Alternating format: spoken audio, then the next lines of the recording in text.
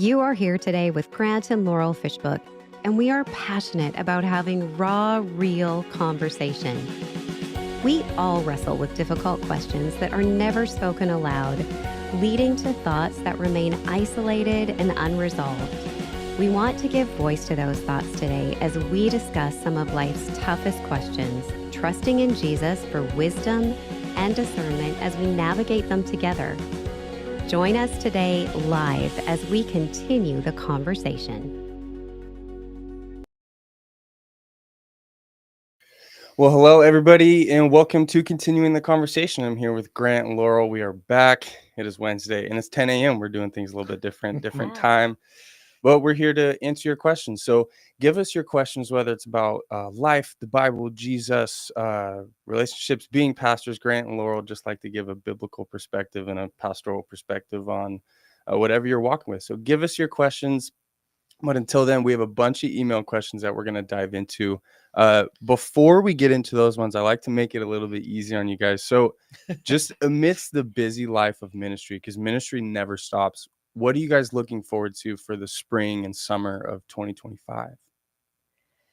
Oh, that's cool. The big highlight this summer is Grant's parents have always lived like long ways away from us in Manitoba, and they are actually moving here. Oh, wow. So we're going to have family close by, which is a huge highlight for us. So we're really, really excited. That's awesome. About that, and just having, those easier little dinner dates and stuff instead of always a trip to Manitoba to visit them. So it's going to be I'm great looking forward to that. It's going to be really good to have them out here. That'll be awesome. We haven't really had that ever since we moved to Washington. My sister's been close, but the rest of our family's been kind of spread out. So it'll be really nice to have them.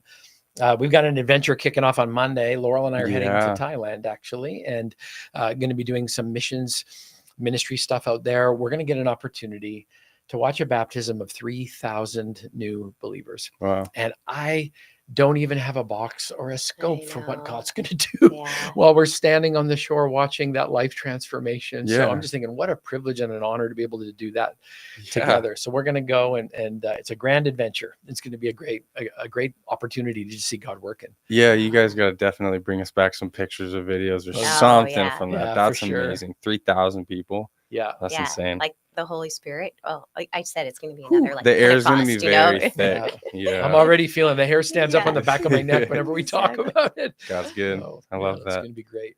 I have a really great email question this week. This one says, what does biblical submission look like in a modern marriage, and why is it often misunderstood or abused? Oh, wow.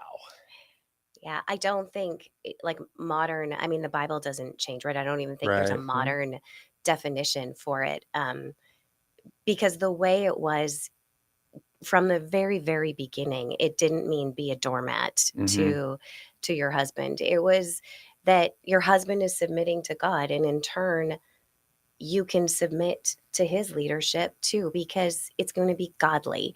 And so that's the whole point of it. Is it's still teamwork, and it's not just, okay, you tell me what to do and I'll do it. It's a submitting to, I want you to be the lead of our home if you are following Jesus and trusting his lead, because that's a safe place to be. So we still, for really everything, it is a 50-50 discussion, especially the tough decisions. We enter it into with a lot of prayer and a lot of talking. But I think everybody wants their home to be that safe place. And you want your husband to be able to lead that home and lead it well as a model for your kids, as a father. You want to be able to step into that role. So I think the whole idea of submitting means you tell me what to do and I do it. That's not at all what God intended. Yeah, no, I'm going to go a little... I'll go full on Bible here. Do it. If I can. Do it. I remember years ago, and I got this from Pastor Jim Scobie, who was our first senior pastor. And Jim and Nina were just such a gift in our life. But Jim was a Greek expert. And he actually said, he goes, Grant, everybody grabs a hold of that verse, wives submit to your husbands. And he goes, this is their big disappointment if they really study it. The word submit's not actually in that verse. It's inferred from 5 verses earlier where it says, submit to one another out of reverence for Christ. And then he goes, to follow the English stream, we plug it in there, but he goes, it's not actually there. It actually says, wives as unto your husbands, So the picture is, if your husband's submitted to Jesus, coming together in that moment should not be a difficult thing, because nobody's using submission as a power trip. And that's the problem. Yeah. People turn it into a control thing. Yeah. Control instead of walking alongside of. I mean, I am so incredibly blessed because I'm married to a leader. In fact, I think Laurel's one of the most gifted leaders I've ever met anywhere. So when you have a leader, and I can honestly say, looking back at my life, I wish I would have been a better spiritual leader in my own home. I think I did okay as a spiritual leader at work, but I wish I would have been a better spiritual leader at home. But we're still learning how to do those kinds of things together. And to me, it comes down to simple initiation. Is, hey, let's go for a walk and talk about something. Yeah. Let's pray together. Let's actually open the Bible and see what God has to say. Let's go to God with a question. And for so many years, I put Laurel in the position where she had to lead those kinds of things. And I'm just learning how important it is to both of us to be an initiator at the same time.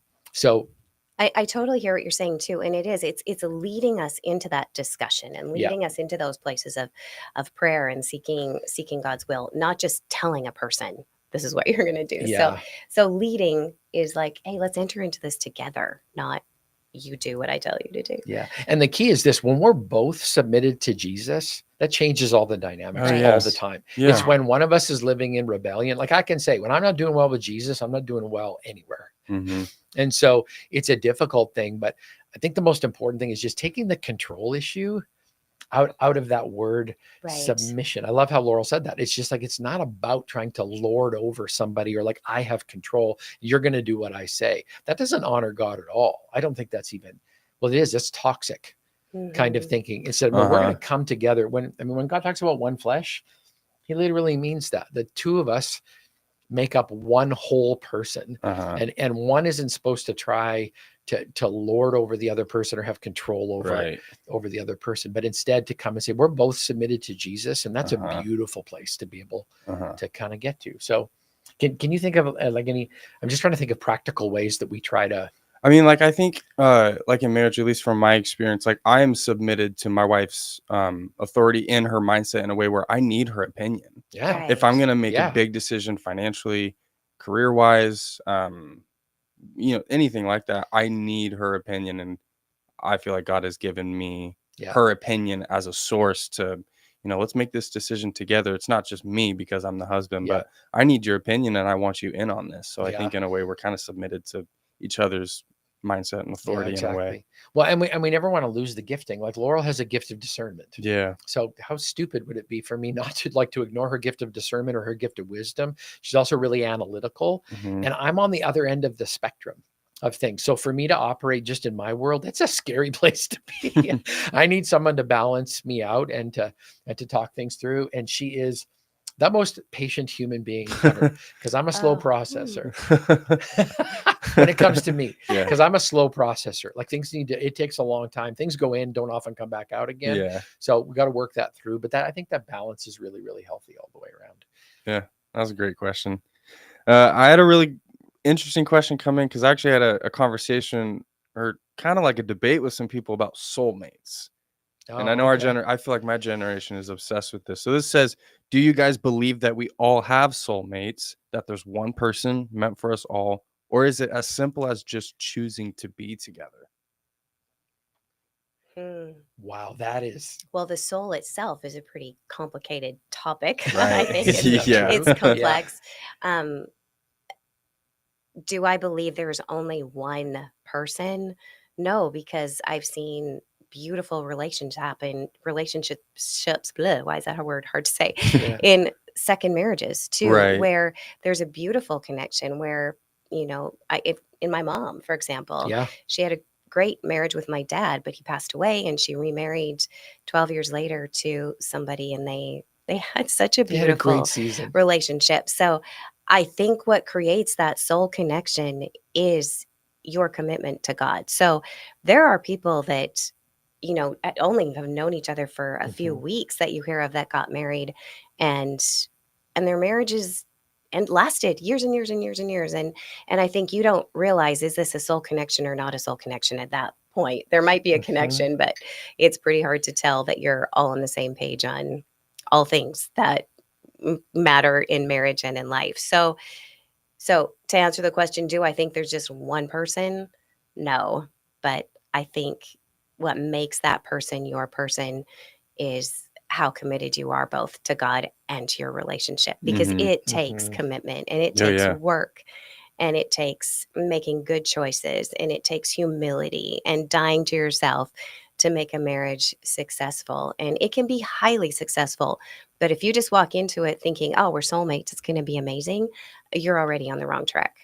Yeah. Well, we started our own relationship. It was not love at first sight. Not for me. Yeah, For Laurel. you. I was a little Took me smitten. a while. I was kind of like, wow.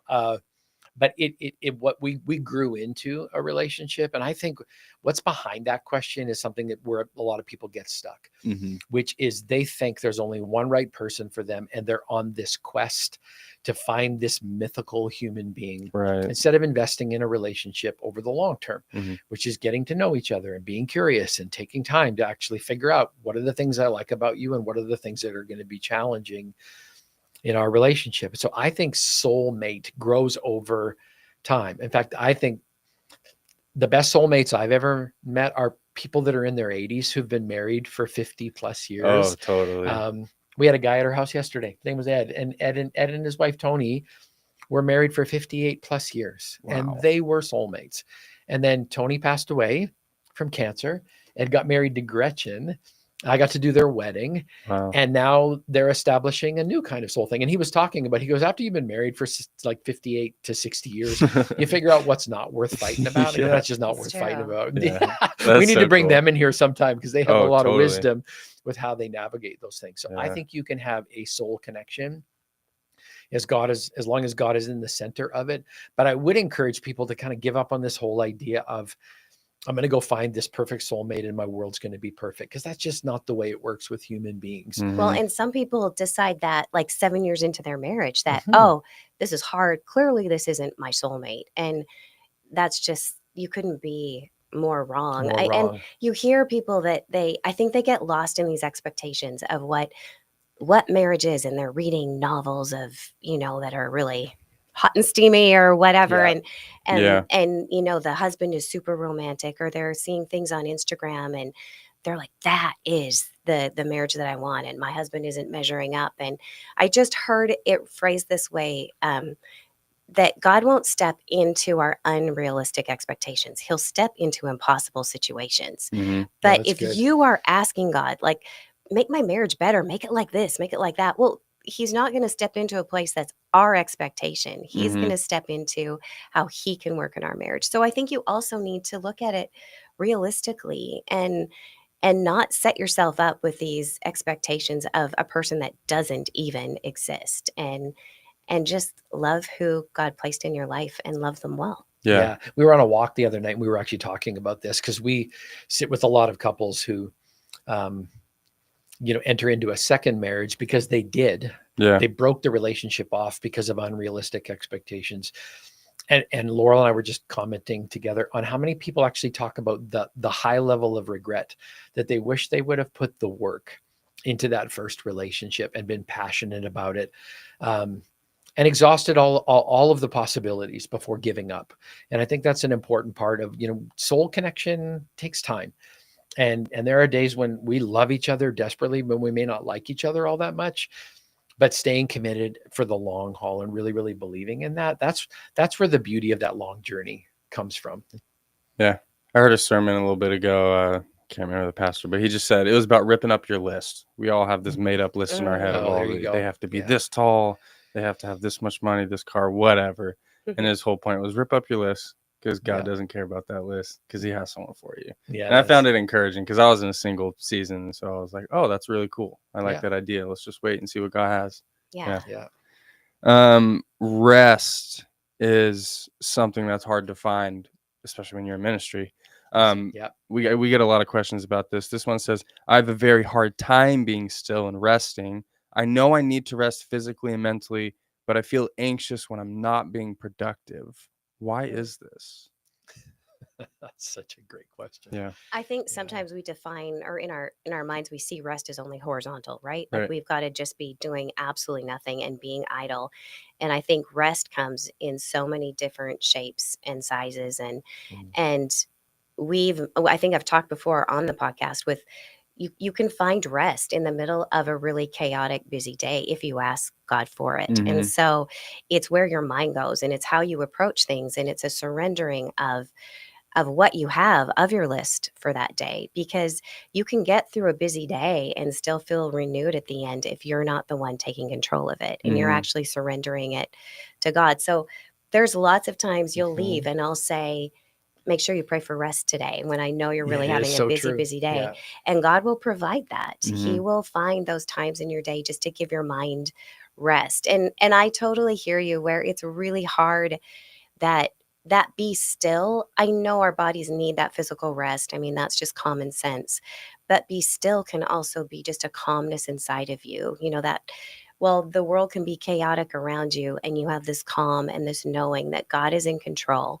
That's a whole kind of stillness you can embrace and hold on to. And that doesn't mean you stop what you're doing, or, you just whatever, stare at the busy world passing you by. You can be doing something and still feeling refreshed and energized Mhm. as you do it. So I think it's also just refining redefining what rest looks like for Yeah. you. Yeah. One of the ways that I rest is to actually go outside and like work in my Yeah. backyard. Mhm. I Yeah. love that. Your That's very garden. restful for me. I just do Yeah. it's refreshing. We've talked about the ring before on the podcast. So Mhm. Laurel gave me a gift when we were in Israel the last time. In Hebrew, it's inscribed, "Be still and know that I am God." That's Psalm cool. 46, verse 10. And the way that came about was she noticed that when I get stressed and freaked out, I spin my ring. Yeah. I get fidgety. So this reminds me, and yesterday this is just a real life moment. I was walking out the door and she reminded me again, like, you need to find rest in the moment. Mhm. Because I had changed my plans. I was going to spend the day working off site, and then I changed my plans, and I did. I got caught up in kind of the swirl. Well, I think just pay attention to how it's outwardly happening. Like he was talking in panic mode, like, "Oh, I gotta run, I gotta do this. I'm behind here." And I'm like, "Whoa, take a breath." Yeah. Like, Yeah. do you realize what you're even doing to yourself here? Yeah. Like, Yeah. just calm down for a Yeah. moment. So I'm driving in. I get to the parking lot, and I'm sitting in the car spinning my ring. the ring. And I can hear Jesus and my wife Yeah. both just saying, "This would be a great moment to ask me for rest." So I did. I sat behind the car. I sat behind the building in my car, and I didn't get out on purpose for about 5 minutes, and just took a moment. And it was amazing. I got out of the car refreshed. I felt focused. I was breathing normally. I wasn't panicking.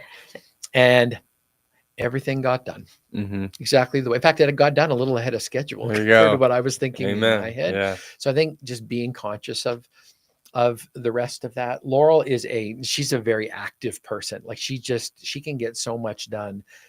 But I see those moments. I can watch her sometimes when she's at home, and I know she's shifted into this is a rest mode. I'm going to take a moment right here. And it's always inspiring to me to watch somebody do that. So I just think it's important that we learn from each other. That's another way of submitting to each other. When we do those beautiful little reminders, hey, don't forget about this. Like, pay attention to this. I don't want to see you all stressed out and freaked out. That's a beautiful way to submit to each other. And I think it's submitting to God, right? He said rest. He told us to, and not just one day, but those moment by moment. So I think it's a good partnership moment too. Yeah, that's a great question. This one says, how do I know if my spouse is an idol in my life?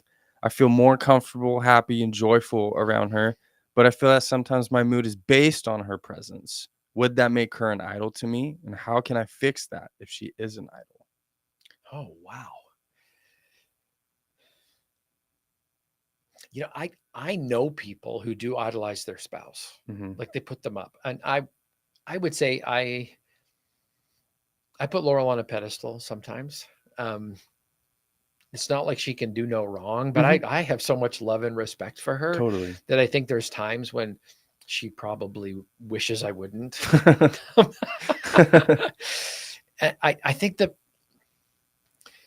I think the most important thing with idolatry is an idol is something that takes the place of God in your life. So I would ask the question, is your spouse actually taking the place of God? Do you rely more on their opinion, their presence, their thoughts than you are seeking God in those kinds of moments. And if that's true, then I think you need to ask for forgiveness and put people, because I don't think you're doing your spouse any favors by idolizing them.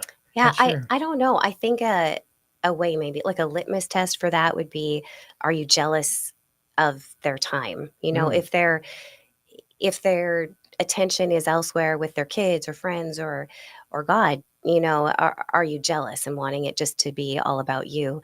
Then I would feel there isn't, you know, a sense of idol going on, because you want like the attention to be on you. And I think if you just love watching her succeed and you love their company, I guess it's not just, I can't remember if it was a guy or girl, but that just can be beautiful love. Like, how amazing to love being with that person and adoring them and admiring them. Like, don't pull back from that. That's a beautiful gift to be in a relationship where you truly can see that person how Jesus sees them, with all that love and adoration. That is a beautiful, beautiful gift. Yeah, I think if you flip that question over, our humanity knocks us off those pedestals pretty quickly, right? Anytime we have a moment, anytime we have a failure. And so to look at your marriage is not, we're not trying to put each other on a pedestal, but we're trying to esteem, love, and honor each other and see where God's fingerprints are on both sides of our soul. I think that's healthy. I love your litmus test. Can you read the last little section of the question again? Absolutely. Let's see. Would that make her an idol, and how can I fix that if she's an idol? I mean, I think the fixing part of it is simply, let's take a step back and realize who's sitting in the number one spot in your life. And then just doing a priority assessment and making sure that everything is in the right order, because it is supposed to be God, then spouse, then children, then family, friends, and then profession, and all that other stuff is supposed to come. So I think it's just a good time for a relational gut check. Yeah, that's a great question. Shout out to Jody. Jody gave us a live question all the way from Michigan. Jody says, hello from Michigan. My daughter is newly engaged and they have set a date 1 year from now. What do you guys recommend for couples who are preparing for marriage? Oh, that's a great question. I love that. Love it, Jody. Thanks, Jody. Well, you should answer. I mean, you do more of the prepare counseling. So our experience was, we actually got engaged, and then it was almost a full year, right? We got married, or we got engaged on July 1 and married June 10th. Oh, nice. Of the next year. That was challenging. Well, the only premarital we had was our pastor said, don't have sex before you get married. That's all. That's literally all we had. So, okay. Okay. Yeah. That was the rule. What do we do now? And then it was also like, you both love Jesus. It's going to work out great. Oh. So here's something I would encourage is do some hard premarital work now. Like, actually invest yourself. There's so much out there. Saving Your Marriage Before It Starts. Dr. Les and Leslie Parrott. We love the Parrots. There's something called Prepare and Rich, which they're not personality tests. It just gives you all kinds of feedback on how you believe certain things are going to go inside of your relationship. So make an investment. My number one thing would be make an investment in your relationship. Everybody gets ready for the wedding. No, get ready for your marriage. Like, use this time to invest in each other and really, really work hard to figure out some of those pieces as to what your relationship is actually going to look like. Isn't it the prepare that you walk them through, that kind of, you can say, okay, these are going to be challenging areas as it you, is. You know, so it just, even that, having that heads up before you go into it and knowing, okay, these are tools that I can take into the marriage that are going to help me navigate is a huge win. Yeah, absolutely. So those ones are really, really helpful. So do that work. I would say don't try to do that work on your own. Actually get a professional involved who can walk alongside of you and help you see your blind spots, because that's what you want to. I think establishing your physical boundaries right now is really important. And then make a decision on how you're going to honor each other to get to that day, so you don't have any regrets. Guard your heart in that time. You got to do that. Guard your heart, guard your body, and just figure out where those things are going to be. It wasn't really helpful for, like, just don't have sex. Okay. because Yeah. So how far can we go? well, that's the question, right? Yeah. How Yeah, far 'cause can we get up to they the tell line? you what not to do, but there's not Uh-huh. a lot of, hey, what do we do though? Right. Yeah, exactly. So yeah. establishing on the front end, here's all the things you can enjoy Uh-huh. together, because obviously you want there to be a longing. Yeah. Like, I want to be intimate. I want to be close to you, but how do we honor God? Because God set a very specific set of expectations. Yeah. But I think even that too, if the couple is, if you are virgins, which I don't know there's that many left in the world today, sadly, Right. but just having good, honest conversations about sex and what that is, how to have a healthy, intimate life is important. And I don't know that Christians or the church talks about that as much. And Mhm. I think it's it is true. something that should be talked about. But Jody, from mom to mom, I wish there was counseling for parents in Oh. this, because I love So that. good. oh my goodness, it is really hard to navigate married children and knowing, I Mhm. mean, you come from this role where they want advice on everything, and or at least a lot of things, maybe not Yeah. everything, but they're coming to you in a different way. And when they're married, you all of a sudden feel this void. At least I did, and it's a healthy one, because you want them to leave and cleave, right, Mhm. and be Mhm. finding their answers in each other. It doesn't mean you're not a good place for wisdom, but there has to be really, really healthy boundaries of knowing how to pull away and pull back and let them start their own family together with Mhm. their own ideas. And that can be really, really hard Yeah. when suddenly you don't feel like you're this big part of their life anymore. And so that letting go is really, really It's a difficult. tough thing. Yeah. At least it was for me. Yeah. Yeah. Making that shift from, the coach, Uh-huh. because that's when you have young adults, you're kind of Yeah. coaching them, doing this stuff, but then you shift into consultant.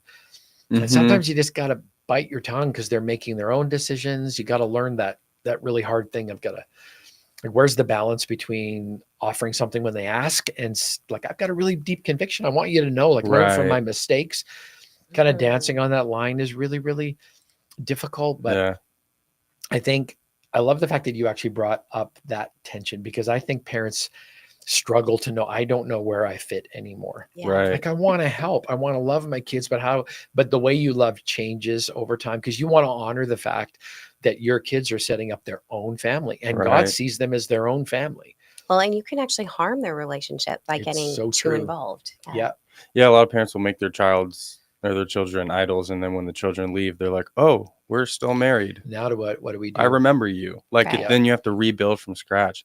I think just for the people in the relationship too, I would advise that if you have anything you haven't dealt with personally in Mhm. counseling, that will come out in that Oh, it's going to premarital. show up. So I would encourage you to get ahead of it, like Laurel and Grant say, get ahead of it as much as you can. And then when you get into the premarital stuff, it might just be a little bit easier because you've already smoothened out those bumps Yeah. and traumas and whatever Yeah. it may be. Yeah. It's Wise counsel. Yeah, when you were talking about that, it just made me think about we had a hard time after our kids were gone. I wish there would have been premarital for your married kids Yeah. as a couple, because suddenly our house got really quiet, and I realized our kids were a huge source of laughter and joy. Uh-huh. And suddenly, when it's the two of you, I think going into that with a different set of expectations, like, how are we going to reframe our life now that our kids are gone? Those are really important questions that I feel think people need to work. Too, that sometimes, like, I worry that we make it sound like marriage is really hard, and when your kids get married, it's I get gonna be that. really awful. Yeah, I get really, that. that's true. So Yeah, we really, got to balance that off. Yeah. really, there's so many. Like, I think we're just trying to be real. Is you do have to work hard at marriage, but we have a lot of fun We in do. our marriage. We have a lot of fun. Yeah. It just is Yeah. acknowledging you need to take work, and those transitions, any transition in life, any change in life is difficult. It's hard, but it doesn't mean it can't be amazing. Oh, So yeah. I also don't want people looking at these things going, oh my goodness, this It's is so like much something we work. need to dread. Yeah. No, Yeah. it's just learning how to navigate through something that's completely different than what you know, and making it amazing. Yeah. Well, and your family circle's getting bigger, and that's Mhm. beautiful. It's 'Cause you get to exciting. welcome new people in. And Yeah. then when they start doing the grandbaby thing, that's a pretty cool. Yeah. This is an amazing season as well. So I love that you balance that perspective up, because it's a really cool journey at every single one of the stages. And we laugh a lot. My wife's not an idol, but I still love coming home to her at the end of the day more than Absolutely. anything else. Yeah. Just like, I just can't wait to catch up and talk and Yeah. reconnect after a long day. So that's good too. Yeah, absolutely. Laura, I love that you touched on having those intimate conversations about sex and being just open with each other. That's what our next question is. This one says, how should I handle the lack of intimacy in my marriage as my spouse shows little interest and often refuses to be intimate, leaving me feeling rejected and confused? How should I deal with this? Is this a guy? I think so. Yeah. Yeah. I mean, again, not a sex therapist, right? And probably this is not the place to do my first go at it. Your first shot. Here we go. Yeah. But it is. I mean, when it comes to that type of intimacy, obviously intimacy isn't all about sex, but I think for a guy, that's how they view it, right? Mm-hmm. That's the connection. So for a woman, it's so much more about just that connection and the conversations and the physical touches during the day. You know, are you holding my hand? Are you seeing me and not just, ignoring me until we get into bed at night, and then all of a sudden there's an expectation. So I think first acknowledging your wife sees intimacy completely different than you do, Yeah. and addressing it from that way.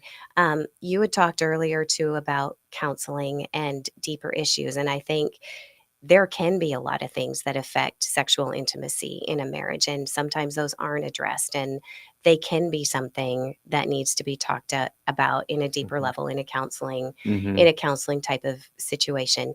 I mean, there's different seasons in your life that you go through too with obviously you're probably not going to have the same level of intimacy that you did on your honeymoon, right? When you enter into parenting and you're tired and you're exhausted and you're trying to work and you've got young kids. And so again, I think it's just having realistic expectations and actually talking about them, not just having this expectation in your brain, but talking about it without the pressure. So don't have a sex conversation when you're in bed. Have it when you're at dinner at a restaurant where it's a neutral setting and there's no expectation.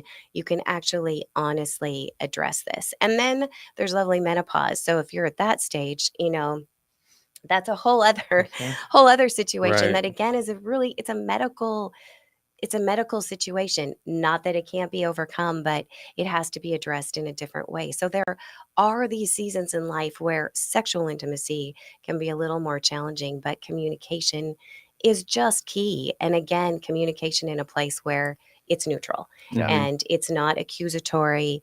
It's just, I'm trying to understand, because intimacy is a really, really important part of our relationships, and it should be talked about. It should be addressed. It shouldn't be ignored.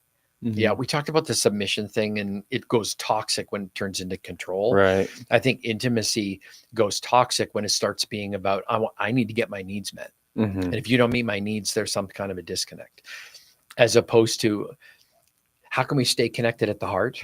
How do we stay connected at a soul level? And then allowing physical intimacy to come out of that. I love this. There's kind of a new phrase floating around out there. It's popping up in marriage books, which is the non-sexual intimate touch, which is all about the daily pieces of touching and connecting. It's holding hands. It's how you greet each other when you walk through the door, and realizing that it's not about getting my needs met, but how do I actually have a conversation so I'm meeting the needs of my partner. And it changes over time, but it changes in other beautiful ways at the same time. And if you can stay emotionally connected, that will keep you physically connected. And if your spirits are connected, which to me, the spiritual part of it is always the most underestimated and the most beautiful part of loving somebody who's also loving Jesus at the same time, and realizing that we can really, really connect together on lots of different levels. So I think physical touch it's really important for intimacy. Yeah. So for us, that gift has been given to us with my visual disability, right? Because he has to hold my hand all the time or guide me, direct me. So we touch a lot. But I know we had marriage counselors one time that said, if you're about to have a really, really difficult conversation, hold hands first, because it changes the dynamic instantly when you have that physical connection. So I don't understand all the physiological things that happen inside of you, but there's something when there's that physical touch that brings your defenses down. And so it's important, even if it's a small, hand on the back, a little thing. But it's just acknowledging, I see you, you matter. Yeah. It sends a big message. Mm-hmm. We often talk about if we're chatting to couples, and we do this ourselves, a huge, powerful question is just in every topic like that we're talking about, especially in intimate. What do you need from me? Right. It's just, what do you need? And to hear, I need you to hold my hand matters. Mm-hmm. I need you to pay attention to me physically without any level of expectation. Or I need you to understand my body's changing, and it is different. It is different. I need you to understand how important it is that we actually talk when you come home from work, Mm-hmm. and that there's not an assumption or an expectation all the time of it's got to look a certain way or physically it has to end in sex. Yeah. So I think all of those questions are really good. It's all about being curious.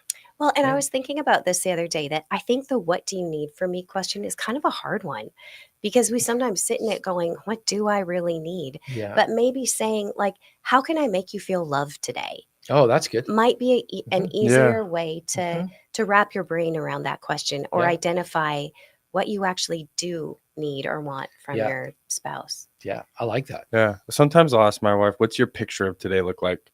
Instead Yeah. of just having her list out. Right. It's more of I think it makes your brain work a little bit different, a little bit more creative. Yeah. Yeah. But then I can really sense what she needs from me. Yeah. But I love what you said about, like, don't try to have that conversation when you're in bed. I think several episodes ago you said, don't try to learn how to fight when you're fighting. Right. And I think it's the same thing. It's so good. If you Yeah. try to have that conversation outside of the Mhm. tension or when you're in the bed, then it's a total different Yeah. situation. Yeah. Yeah. This next question says, I'm wondering whether all sins are viewed equally by God, or if some are considered more serious than others. It's from Carrie. Yeah.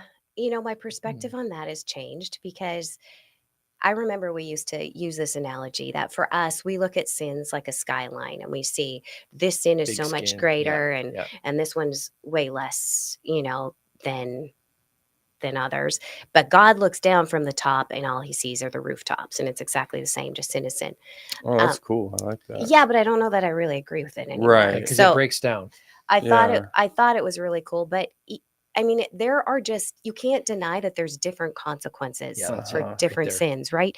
And so, um, and God's really clear. There's some sins he hates. Mm-hmm. Like, what does he list He as defines the list. I mean, Yeah. this will freak some people out. Division, Uh-huh. like spreading division within a body of believers. It's one of the 7 Sowing things discord, right? sowing discord is one of the Yeah. things that God says he hates, not mildly dislikes. He hates it. Gossip. Actually, lying is mentioned twice in that list, which is a reinforcement. It's kind of like, oh, wow. So those things are big. So yeah, God does get really into a very specific like list. he says, these are the sins I hate. So all sin is not good for us, right? Like, he doesn't want you to do these things because it's for our better good. But I think there are some things that hurt his family more than others, and that just grieves his heart desperately. Yeah, I think like if we compare a couple, like, so just put gossip on the table. Will it hurt you? Yes. Will it hurt the person that you're talking about? Yes. Does it hurt the people at the office that overhear it? Yeah, it never comes back with any kind of a blessing. There's nothing good about gossip. But nobody can tell me the implications for adultery or murder are not more severe than what happens. But I think we have to be careful that we don't start gauging things and going, well, because here's what often I do in my own heart. Well, at least they didn't do that. Mm-hmm. And then it just becomes an excuse. It's almost like a cultural kind of scale. Yeah. Yeah. Yeah. So we have to be careful that we don't have the scaling part of it, that we look at all sin as serious. But I completely agree with what Laurel said about the consequences. There are some things that just have bigger consequences. They will literally derail your entire life. Yeah. This might affect a friendship.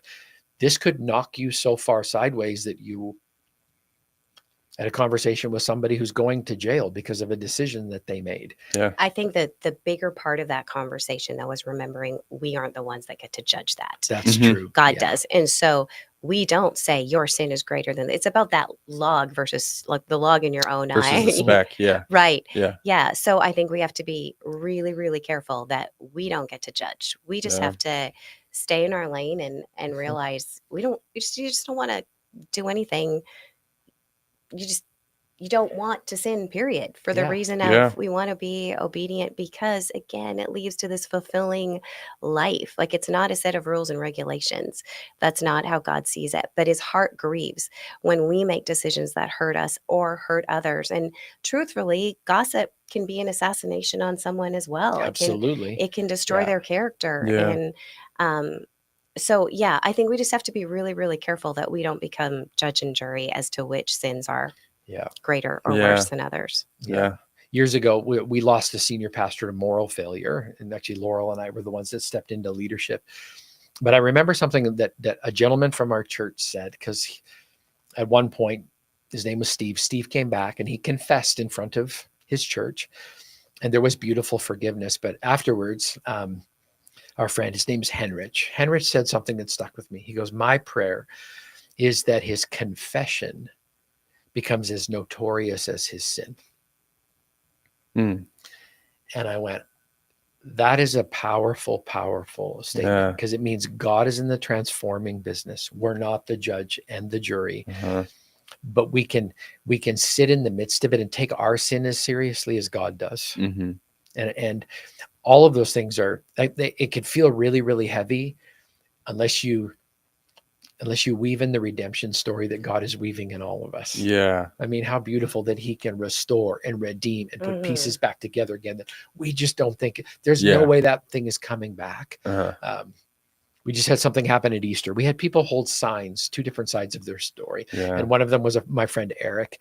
Eric was a foster child, ended up in the system, ended up in jail. All that. Talked to him on Sunday, and he was talking about how many opportunities God has opened now, because he got to tell the other side of the story, which is God is his father. He's been emancipated and set free, and now he's not fatherless anymore, and he's actually become a father. And he was talking about how God had honored the fact that he shared his story. He goes, that's the story I want people to hear.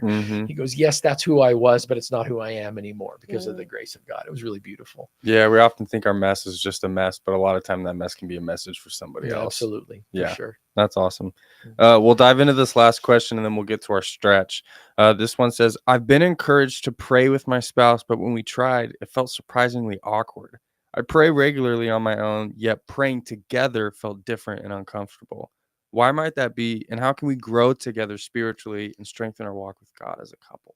Yeah, I'd love to dive in on the beginning. So Laurel's prayer style with Jesus is completely relational. She talks to Jesus like her best friend. It's an amazing thing to actually listen into. I grew up there was a level of formality and religiosity that was attached to my prayer life. And so when we first started praying together, it did feel kind of weird. And to be honest, I sat in judgment a little bit. I'm like, I don't know how, can you talk? Are you allowed to talk to God that way? She's literally unfiltered, which is so beautiful.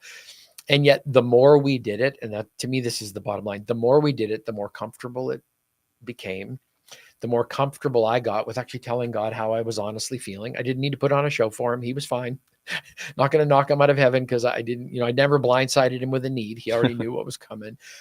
And it really was. It just became more and more comfortable. And now I love praying together. And we try to do it every night. We try to invest in that prayer time and just really talking to God about the things that are going on. So my encouragement is keep at it, and it will become less awkward, and don't sacrifice it because it feels a little strange. Just keep doing and initiate. Just initiate and say, hey, let's pray together. No, let's keep doing this together. It's so important. I think though too, it's think about what your expectation is, because I think sometimes we think, oh, we've got to spend, these whatever, a really, really long time in prayer together. And truthfully, our prayers together are really short. We will pray over our kids and our family.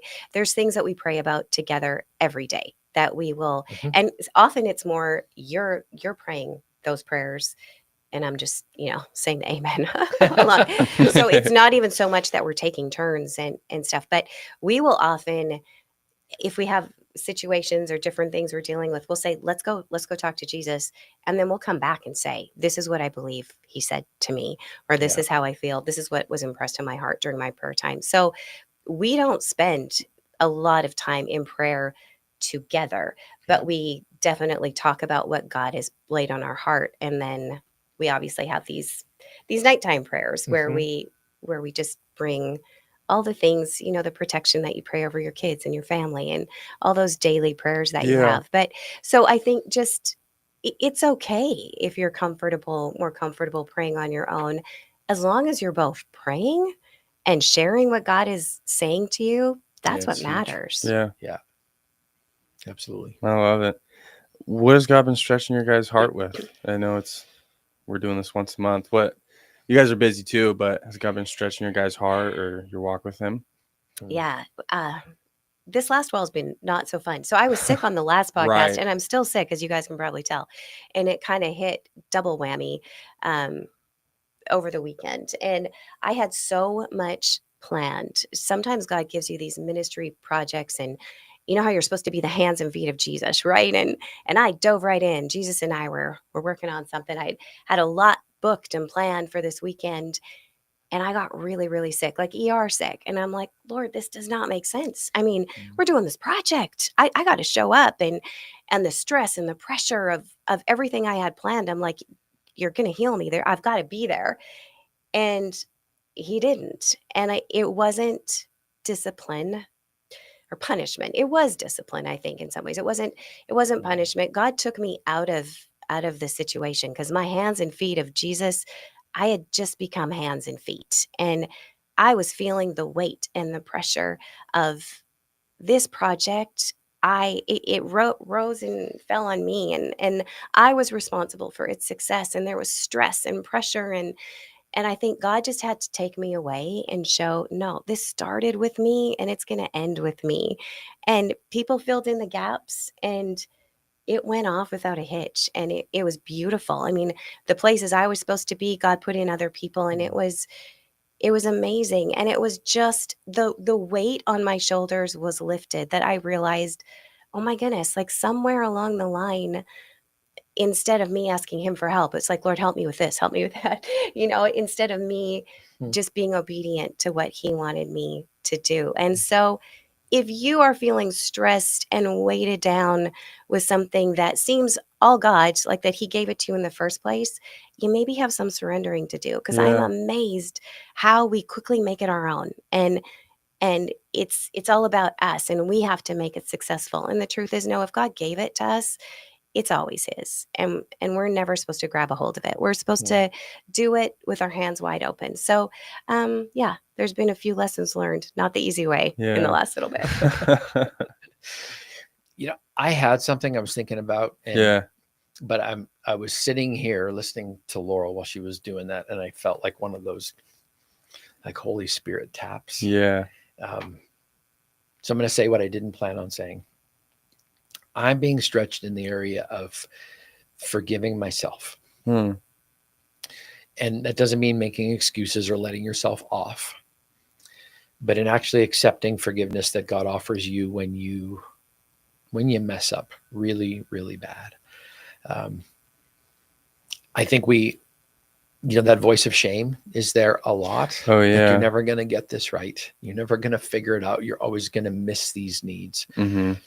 And the more I think about it, I mean, I don't want to look down on God's forgiveness. So when you ask for it and he offers it, to not receive it or reject it, I don't think that's the optimal picture that God wants for us, because then you never live free. You're always living under this guilt, shame, and condemnation that you're directing towards yourself. So for me, just even in the last 3 days has been, what does it really mean to forgive yourself, to release yourself from judgment? Again, it's not a get out of jail free card, but how do you actually forgive yourself and then plan a way to change the way you're going to respond in a situation the next time it comes around? I carry a lot of unforgiveness for myself, and actually handing that over and learning how to hand that over. I'm not saying I figured it out yet, but I'm being stretched in that way, and we've not arrived.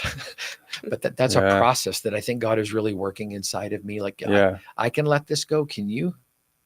For all the right reasons and in a healthy way. So it's not just a whatever. No, it's taking it seriously and then moving towards him. And actually receiving the forgiveness and letting it change you. How am I going to live my life different because I've received his forgiveness?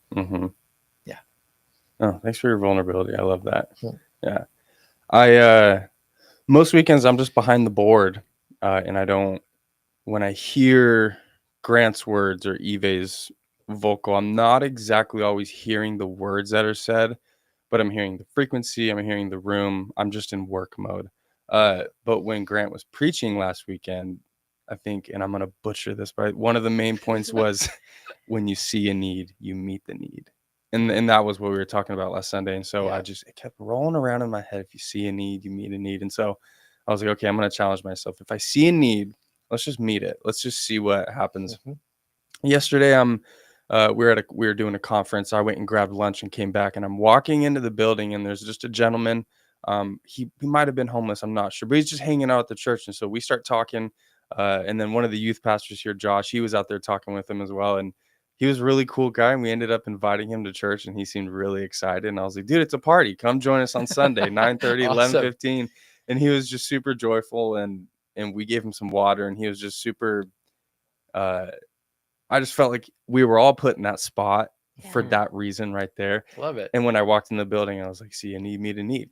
And I was like, okay, I like this. Let's keep doing this. Yeah. So that's been my stretch, is just when I see a need, let's meet the need instead of doing the human thing and somebody else will do it, or it'll be taken care of by someone else. So what a different world this would be if we all did oh that, my right? gosh. Yeah. Isn't that incredible? What a good challenge. So thanks for preaching that. It was awesome. I totally took that away, and I was like, we're preaching a series right now that Laurel inspired with this. If you're going to have a full heart, if you're going to be hopeful, you have to hope fill.